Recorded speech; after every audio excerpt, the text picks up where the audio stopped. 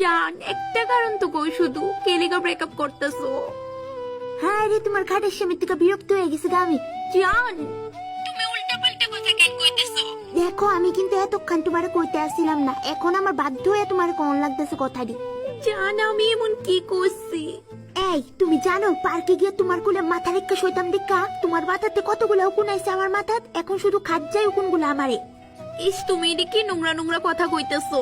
আমার মাথা তো একদমই পোকা নয়। পোকা মারাইও না, উকুন কও উকুন। আরেকটা খারেসা স্বভাব তোমার, হাসতে হাসতে অজ্ঞল সময় নাকে দিয়ে হিঙ্গেশ বাড়ি জামগা, ইডি আবার কিতা? এই ডরে আমি তোমারে আমার বন্ধুটির লগেও দেখা করাই না, কোন বেলানি ফেদানি বাড়ি জায়গা তোমার। জান তুমি তো জানোই আমার 12 মাস সর্দি থাকে, ঠান্ডা লাগলেই আমার সর্দি বাইর।